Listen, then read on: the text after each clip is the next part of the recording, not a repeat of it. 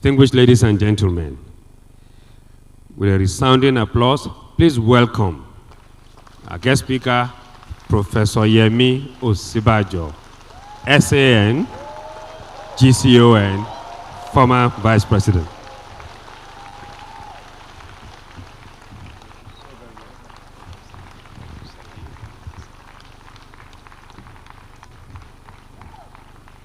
Thank you very much. Thank you very much.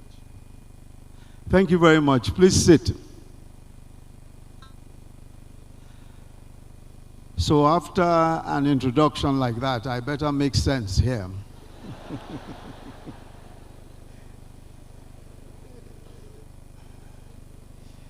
The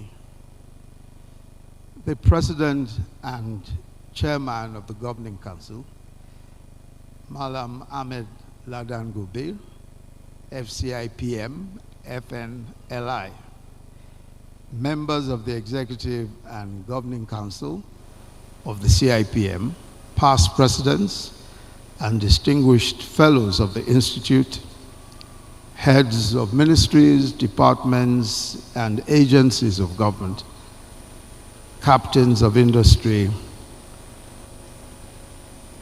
members, distinguished delegates present here, and I'm told some are joining virtually, members of the Institute, distinguished ladies and gentlemen. So let me begin by thanking the President and Chairman of the Governing Council of this illustrious institute, the Chartered Institute of Personnel Management of Nigeria, Malam Ahmed Ladan Gobir, for the very kind invitation to make these remarks here today.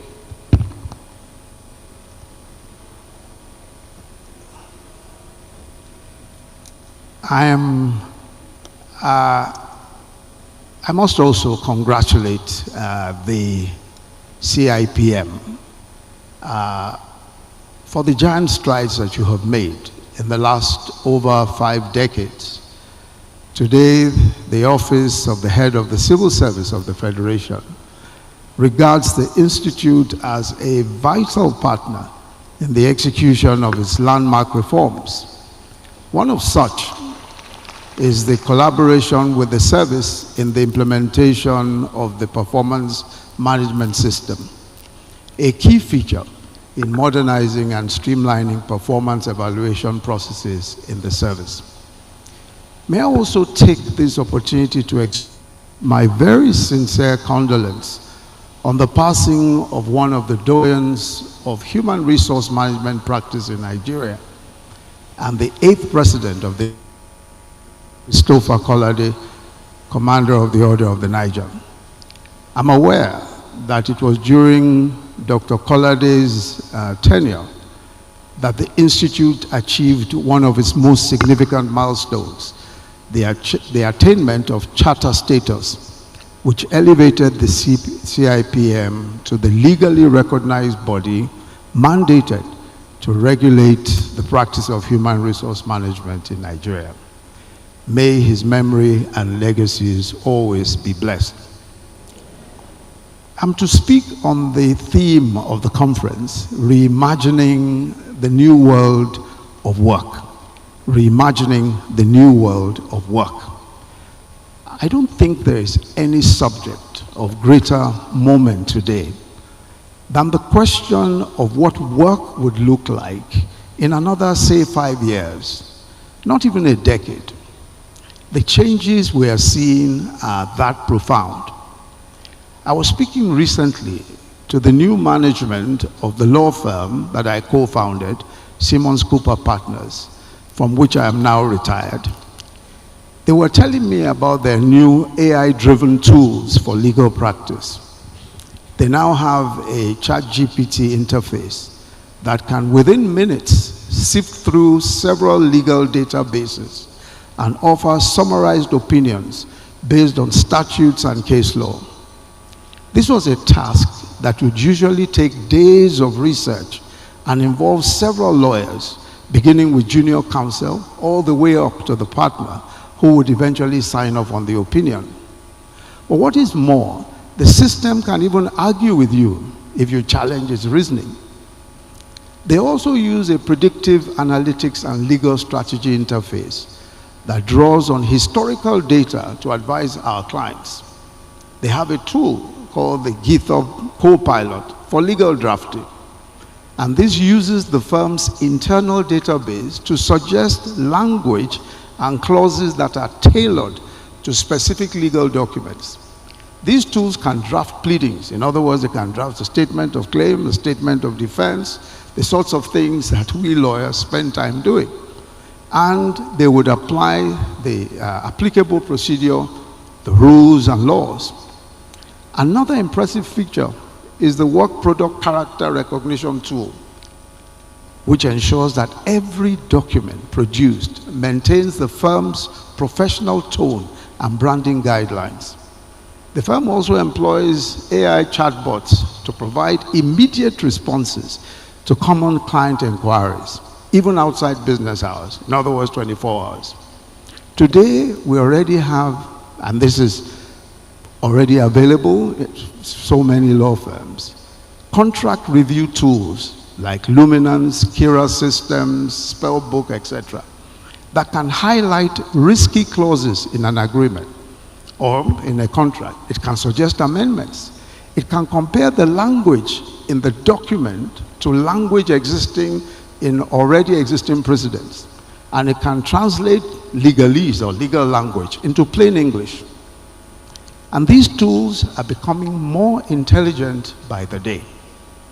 In December 2024, ChatGPT launched its 01 model, which is designed to solve complex problems by spending more time thinking. It now has better performance on very complex tasks like, especially in STEM, in mathematics, in coding, and multi-step logic, etc. These systems are now capable of critical reasoning using vast data resources faster than the human mind. There are also now a variety of tools that even judges can use. The tools will listen to proceedings in court, faithfully record all the witnesses say, the arguments of counsel, do a summary of facts, evidence, and arguments, then apply statutes and case law to the facts and come up with a written judgment, and draw up relevant orders following from the conclusions that are reached, even offering options of possible conclusions that can be reached based on the facts and the law. So while such tools, and we must admit that these tools cannot replace the human element of judicial reasoning or the exercise of discretion, they certainly hold great potential as decision support systems that enhance efficiency, accuracy, and consistency in the administration of justice. So it's now clear that much of the work that lawyers do can be performed faster, more accurately by technology. Unlike humans, these systems don't get tired, they don't go on leave, they don't ask for a pay raise, and like mobile phones, they're becoming cheaper and more accessible every day. The laws that we practiced, the tools that we have relied on, and the judicial institutions that we use were largely conceived in a pre-digital, pre-AI, pre-globalized world. 30 years ago, lawyers were the only gatekeepers of specialized knowledge in law. We knew what to look for in law libraries and how to apply cases and statutes. We found answers to our clients' problems. Today, with AI, you no longer need to know which book to open. You only need to pose a problem to your AI tool, and it will search through millions of records, analyze them, and produce an opinion in seconds. The role of the lawyer, like that of many professionals, is changing profoundly and with mind-boggling speed. I've used the example of law because that is my own field of experience. But the truth is that work in nearly every human endeavor is being radically defined. Digital technology, AI, machine learning, quantum computing have transformed everything about work. the time it takes for work to be done, the number of humans that are required, the skills needed, the work environment itself, and even the policies and laws that govern labor. So when we talk about the future of work in Nigeria, we are not talking about a distant future. The future is already here, and is being shaped by at least three powerful forces. The first, as we have seen, is by the rapid digital transformation that we're experiencing and the rise of artificial intelligence. The second is our youthful population. Nigeria, as you know, has one of the youngest workforces in the world. And every year, millions of young people enter the labor market, full of energy and ambition. But the question is how to equip them with the right skills for the new jobs and opportunities that are coming into existence. And there are many such opportunities. E-commerce and fintech are booming, creating new opportunities in logistics, in payment systems, and customer service. Healthcare and education are expanding rapidly. As our population grows, the green economy is also growing. And the opportunities in the green economy, from solar energy to waste management, are also opening new career paths. And of course, technology and AI are reshaping every sector, from banking to agriculture to law to medicine, practically every sector. But we must also face a critical reality. Nigeria is no longer competing for talent only within its borders. We are competing with the world. There's already a global talent race that is going on, especially for tech or tech-enabled businesses and services. So the global demand for cloud engineers, for software developers and AI specialists is soaring. And this is reshaping Nigeria's job market in several ways. Remote work, working from home, working outside the office, has unlocked global opportunities. Nigerian tech professionals now work for companies in the US, in Europe, in Asia, without leaving home. But this also fuels brain drain. Many skilled Nigerians relocate abroad for better pay, infrastructure, and stability. Others remain here, but work exclusively for foreign companies. So local companies struggle to compete because they cannot match international salaries and benefits, creating a talent vacuum at home. The retention of talent has become a major challenge. Even when companies train engineers, they often lose them to global recruiters within months. Sectors like fintech, e-commerce, health tech are especially affected, competing fiercely for the very same limited pool of developers and engineers. The point is that coping with this trend would require creating competitive opportunities at home, building robust digital infrastructure. We must reduce the cost of internet and mobile data as well, because affordable access is the gateway to the digital economy. And we're told by some of the best surveys that a reduction in data costs could increase even our GDP by as much as 2%. And this must be matched, of course, by building out broadband infrastructure to reach rural and underserved areas. We must expand energy accessibility, investing in solar, in wind, and all of these have the power to reduce energy poverty. And we must invest continuously in reskilling so that professionals see a future for themselves here, not just abroad. Already, government and industry are taking some commendable steps.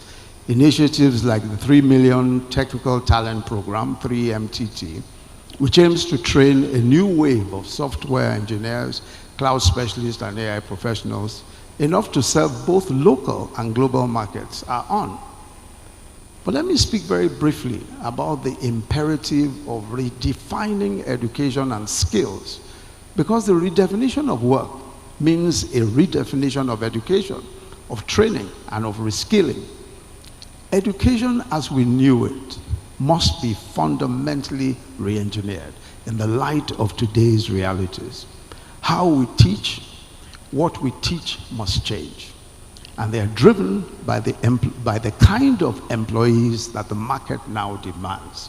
The market now demands a lot more innovation, a lot more efficiency, a lot more tech-savvy problem solvers who can collaborate and who can co-create effectively.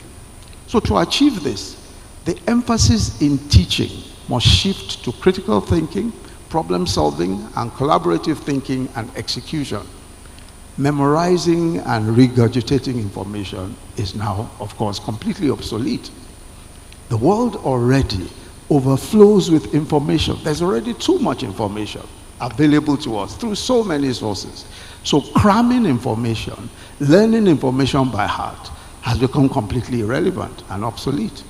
AI now processes and analyzes information better than we can. The real value lies in knowing how to apply knowledge to real-life problems, which are rarely confined to traditional disciplines. So also we need more modular learning programs instead of standard university degrees. Of course, standard university degrees are important, but we're going to see the emergence of just more modular learning programs. These are short, focused training programs designed to equip learners with specific skills that are in demand at the moment. These come, as micro-credentials or digital badges. For example, IBM has a digital badging program offering micro-credentials in cloud computing, in blockchain technology, in artificial intelligence and cybersecurity. These are skills that prepare learners for specialized roles without necessarily going the full course of a degree in a university. And these programs are shorter, they're more affordable, they're flexible, and far more accessible than traditional degrees. What now will now become the role of human resource practice, and the role of you, ladies and gentlemen who are here, who are specialists in human resource management? What should the role be?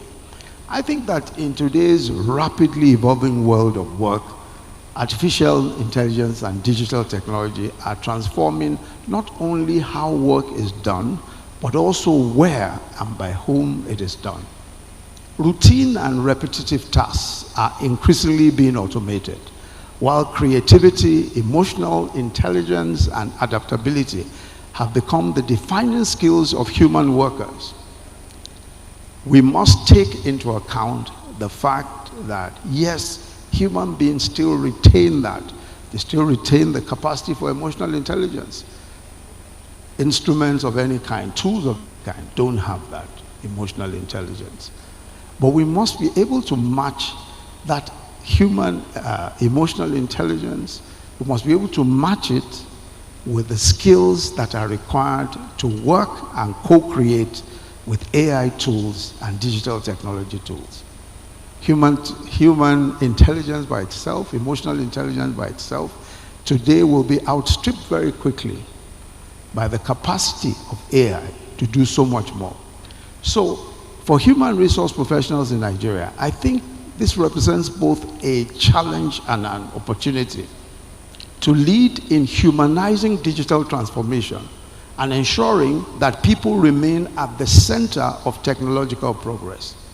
One of the most pressing priorities, I think, for human resource practice is reskilling, is workforce reskilling, reskilling the workforce and digital literacy. As we have seen, the skill sets that are required in modern workplaces are changing faster than ever before. And I believe that HR practitioners must drive continuous upskilling initiatives that prepare employees for emerging roles. This involves conducting skill audits, investing in training, and partnering with educational and technological institutions to deliver practical, digital-focused learning programs.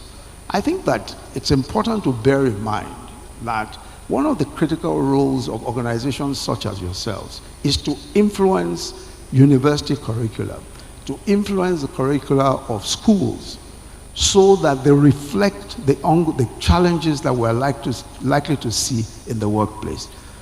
The CIPM is an influential organization, and it must spread that, it must ensure that that influence is used to enable educational authorities, educational policy makers to understand the realities of today and to change curricula with respect to several of the different areas and places where that needs to be done, to enable a different way of teaching, a different way of thinking.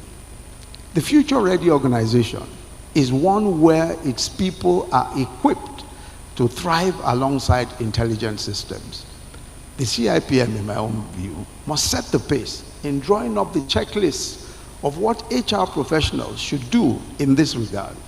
Also, as AI becomes integrated into the HR functions, such as recruitment, performance and assessment, and workforce analytics and those sorts of things, ethical and responsible use becomes very critical. And we're at a time when all that is being developed. It is time to, this is the time to exercise influence as policy is being developed. Because when you look at it, a lot of the critical algorithms can inadvertently reproduce bias or even breach privacy if left unchecked. HR must therefore, in my own view, create clear ethical guidance to deploy AI, to regularly audit those algorithms, fairness and transparency, and ensure compliance with Nigeria's data protection laws, especially the Data Protection Act of 2023. Only human resource professionals working with clear knowledge of the implications of deploying HR in the workplace can ensure that trust, fairness, and accountability underpin every AI-driven HR decision. At the same time, the very nature of employment is changing.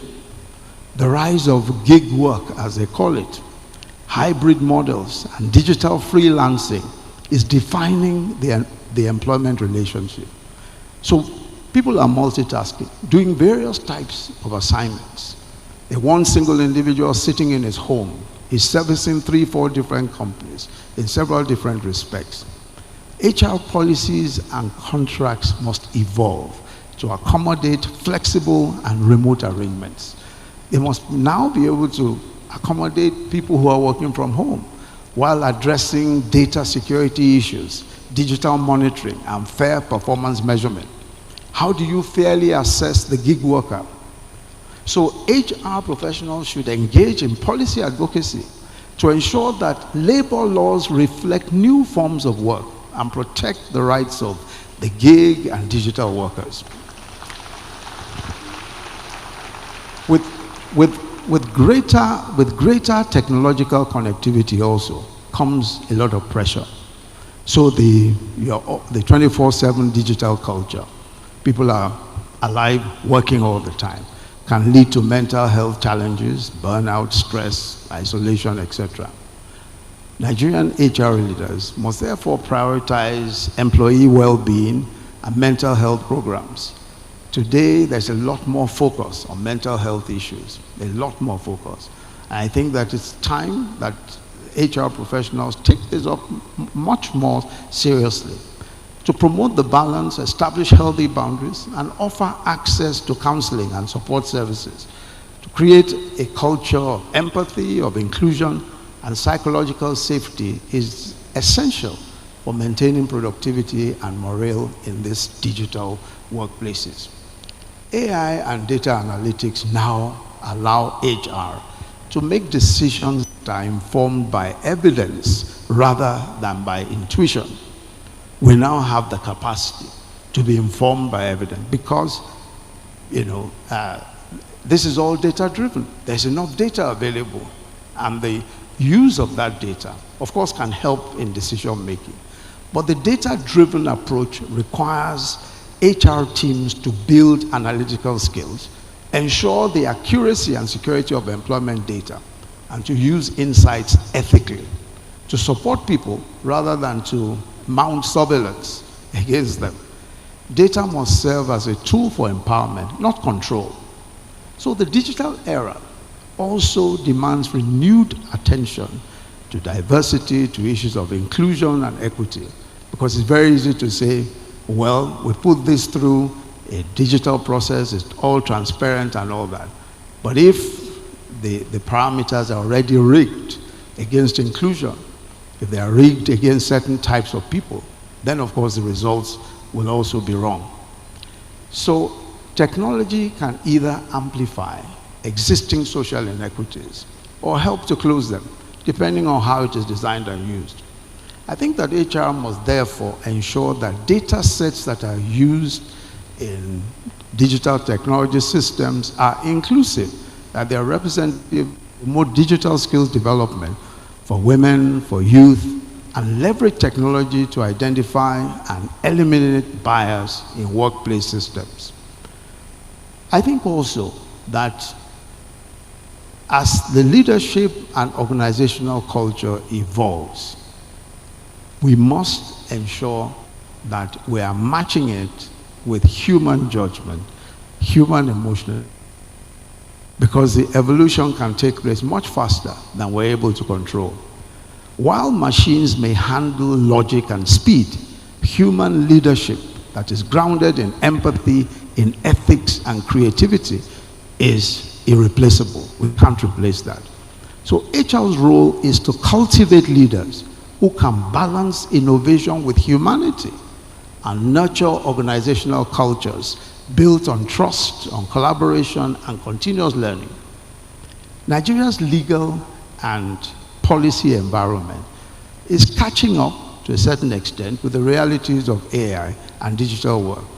And I think HR professionals must stay compliant with regulations, such as the Data Protection Act, monitor emerging AI governance frameworks, both local and international, and establish internal compliance systems that also anticipate future legal developments. Finally, I think HR must confront the reality that many roles, many jobs will be lost. There is no question about that, especially routine and repetitive jobs. Jobs will be lost, but new opportunities will be created, without a doubt. So forward-looking organizations will invest in retraining and redeployment programs. And I think the CIPM can work with government and civil society to strengthen social safety nets and promote a vision of AI collaboration where technology enhances rather than replaces human contribution. Ultimately, the future of work in Nigeria will not be determined by technology alone, but how thoughtfully organizations integrate human values, ethics, and inclusion into the technological revolution. And I think that HR professionals stand at the center of this transformation, shaping not only the workforce of tomorrow, but the very meaning of work itself. Lastly, I want to consider labor laws and policy reform. Well, how should labor laws and policy reform operate in this brave new world of the future of work? I think that as digital technology and AI reshape the workplace, Nigeria's labor laws and policies must also evolve at pace. Rules written for factory floors must adapt to a world of gig platforms, people who are working, doing multiple tasks, working in multiple places. It must adapt to remote work. And it must adapt to algorithmic decision-making. These are new realities that we must take into account in labor laws and policy. And I think also, again, the CIPM and organized labor, working with legislators, must work creatively to redefine employment, to include gig workers, freelancers, and platform workers, especially on how such new categories of workers can access pensions, access health insurance, and other workplace protections. They must also seek legislation that guarantee reskilling opportunities. Reskilling opportunities are important because jobs will be lost. Somebody has to stand up for those whose jobs will be lost. And we must, as a matter of legal policy, ensure that reskilling opportunities are compelled upon companies and upon those who employ labor. And this can be done through tax incentives or government support funding. Also, strengthen and ensure compliance with all of our data protection rules for transparency and fairness in the use of employee data. I think that we must also explore mandating a certain extent transparency in the way we use algorithms, so workers understand how AI makes decisions on hiring, on promotion and discipline, because that's going to be the case very soon. Very soon we are not going to be filling all the forms that we fill now.